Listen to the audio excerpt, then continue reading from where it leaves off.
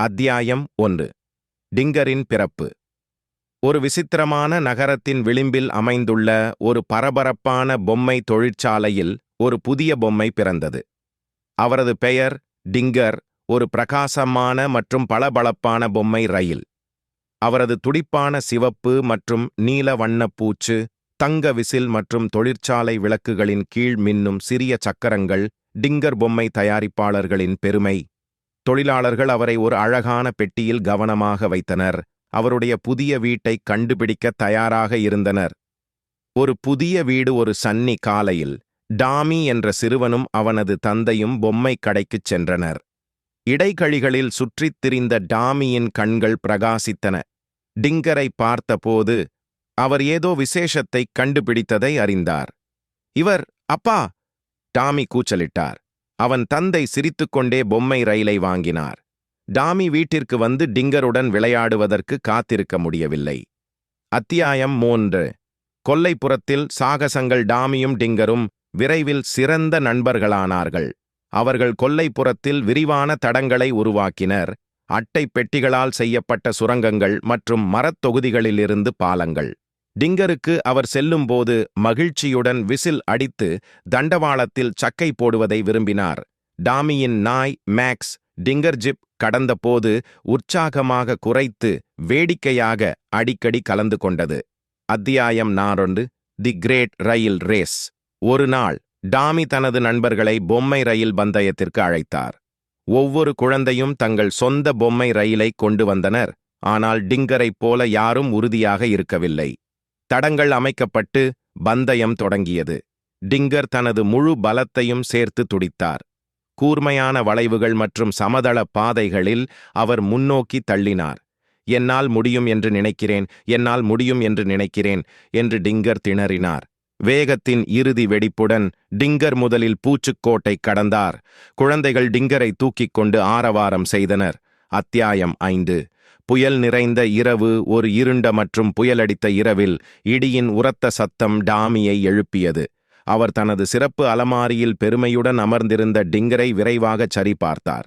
ஆனால் காற்று சத்தமாக வீசியது, மழை பலமாக கொட்டியது. திடீரென்று மின்சாரம் துண்டிக்கப்பட்டது. டாமி பயந்தார். கவலைப்படாதே டாமி, டிங்கர் கிசுகிசுத்தார். நான் உன்னுடன் இணைந்திருப்பேன். டாமி டிங்கரை நெருக்கமாக பிடித்துக் கொண்டார். மேலும் காலை வெளிச்சம் நகரத்திற்கு அமைதியைத் தரும் வரை அவர்கள் ஒன்றாக புயலை எதிர்கொண்டனர். அத்தியாயம் 6. அண்டை வீட்டாருக்கு உதவுதல். டாமியின் வயதான அண்டை வீட்டாரான திருமதி ஜென்கின்ஸ் அவரது அறையில் சிறிய வீடுகள், மரங்கள் மற்றும் ரயில் பாதையுடன் கூடிய ஒரு சிறிய கிராமத்தை அமைத்திருந்தார். ஆனால் அவளுடைய பழைய ரயில் வேலை செய்வதை நிறுத்திவிட்டது. அவளது ஏமாற்றத்தை பார்த்த டாமிக்கு ஒரு யோசனை தோன்றியது. அவர் டிங்கரை கொண்டு வந்து தண்டவாளத்தில் வைத்தார். டிங்கர் மகிழ்ச்சியுடன் சேர்ந்து கிராமத்தை மீண்டும் உயிர்ப்பிக்கச் செய்தார். திருமதி ஜென்கின்ஸ் மிகுந்த மகிழ்ச்சி அடைந்தார். மேலும் டிங்கர் உதவியதை பெருமையாக உணர்ந்தார். அத்தியாயம் 7. பெரிய சாதனை. ஒரு கோடையில் டாமியும் அவரது குடும்பத்தினரும் ஒரு முகாம் பயணத்திற்குச் சென்றனர். நிச்சயமாக டிங்கர் வந்தார்.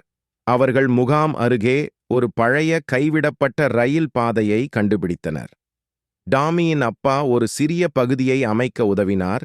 மேலும் டிங்கர் உண்மையான வனப்பகுதியை ஆராய வேண்டும்.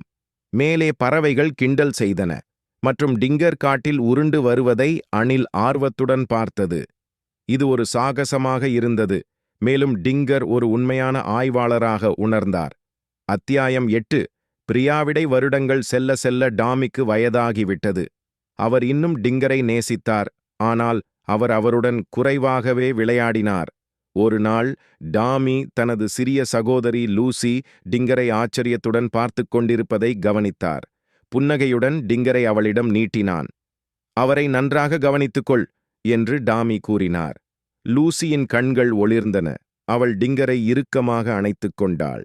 டிங்கர் ஒரு புதிய நண்பரை பெற்றதில் மகிழ்ச்சியடைந்தார். மேலும் பல சாகசங்கள் அவருக்கு காத்திருக்கின்றன. அத்தியாயம் 9.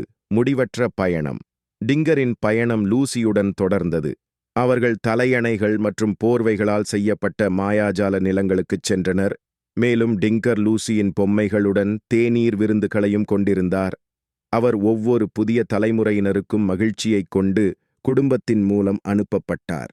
தான் எங்கு சென்றாலும், யாருடன் இருந்தாலும், தன்னுடன் விளையாடுபவர்களுக்கு மகிழ்ச்சியையும் சாகசத்தையும் தருவதே தனது நோக்கம் என்பதை டிங்கர் உணர்ந்தார். எனவே டிங்கர் சிறிய பொம்மை ரயில் தொடர்ந்து சலசலத்தது. அவரது கதை ஒருபோதும் முடிவடையவில்லை. ஆனால் ஒவ்வொரு குழந்தையின் கற்பனையிலும் எப்போதும் புதிதாகத் தொடங்குகிறது.